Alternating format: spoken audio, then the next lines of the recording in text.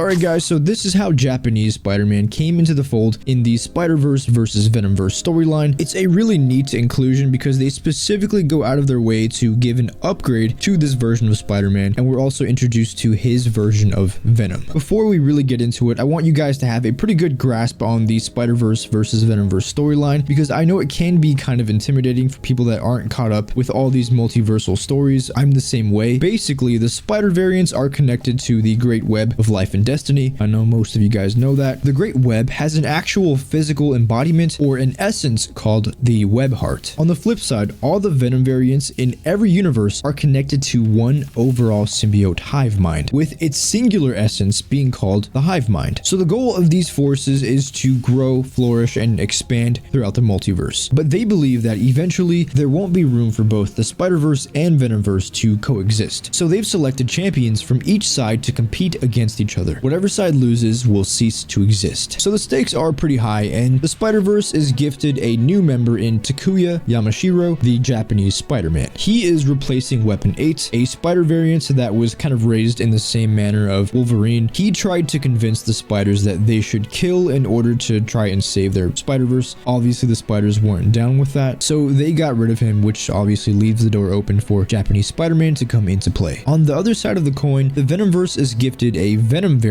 called Venom Bloom. This variant is essentially a wild animal and will keep on growing the more it consumes, which is going to come into play later. Immediately, the spiders realize that both 616 Spider-Man and Japanese Spider-Man look exactly the same. Takuya reluctantly agrees to change his spider protector, which is what he calls his suit in his campy way. Meanwhile, Eddie Brock and Venom are hesitant to fight, as their main goal has been peace, but they're coming to the realization that they seem to have no choice. It's kill or be killed. And so the Venom variants set off to fight the Spider-Verse. But just as they embark on their mission, they're met with a giant shadow of Japanese Spider-Man's mech called Leopardon. I know the whole Leopardon thing is very cheesy, especially for a Spider-Man property, but it is a neat piece of trivia to know that the success of the Japanese Spider-Man series led to the use of Megazords in the Super Sentai and Power Rangers series. Next, we finally see the upgraded suit for Japanese Spider-Man in all its glory. Personally, I love this suit. I think the white does a lot to make it look more unique, and it just fits with the character a lot better. I'm not sure I'm a fan of the web scarf. I think that element makes the suit look a little bit more busy than it has to. And then we get the introduction of Japanese Spider-Man's rival, which is the Japanese version of Venom. He goes by the name of Yaleo or Yaleo, let me know how to say that in the comments, but he activates his spider protector, and we finally get to see the suit of Japanese Venom, which is very much just a Power Rangers Super Sentai suit. Venom activates his mecha named Centurion to fight Leopardon. So when Venom and Yaleo arrived on Earth, they told Spider-Man to stop his war against Professor Monster. It's a very cheesy 1970s villain name, but Professor Monster and his forces essentially destroyed Planet Spider, which is where Spider-Man got his powers from. So this guy was the big bad for this Japanese Spider-Man. Takuya was given his powers by one of the last surviving people of Planet Spider. On the flip side, Yaleo found a different planet of symbiotes, who were all killed except for one which he bonded to. So he vowed ultimate revenge against Professor Monster, as he saw the symbiote world die and Planet Spider die, and he doesn't want Spider-Man to have anything to do with it. It's his revenge story. Spider-Man doesn't agree to this. He's not just gonna go, oh yeah, okay, you can fight this war, or see ya. You know, he's not gonna do any of that. Eventually, they come to an agreement that when the time comes, they will both defeat Professor Monster together. But when the time came to fight Professor Monster, Spider-Man was unable to contact Venom and had to defeat him himself. Takuya broke their oath, and Venom could no longer get his revenge that he wanted for years. So he would always have a specific hate and rage for Spider-Man in his heart. At the same time, both factions are about to start fighting when they see Venom Bloom increasingly becoming larger. Next, we see Venom change his symbiotic sword into a plasma-like cannon, which is a really cool visual, and it's unclear as to the limits of the weapons that he can create. During their fight, Venom explains that Spider-Man got to avenge one person, his father, while Yaleo, on the other hand, was from Planet Spider, which got destroyed, and Venom was from the symbiote planet that got destroyed. So at that point, it's like, yeah, I kind of understand why he would be upset that this guy came and took their revenge from them. Spider-Man becomes distracted by Venom Bloom's destruction, which leads to Leopardon getting pierced by Centurion. Spider-Man explains that he had to kill Professor Monster or else millions of people would die. He says, you grieve those lost on Planet Spider and of the symbiote community, but there are spiders here now, and there are symbiotes here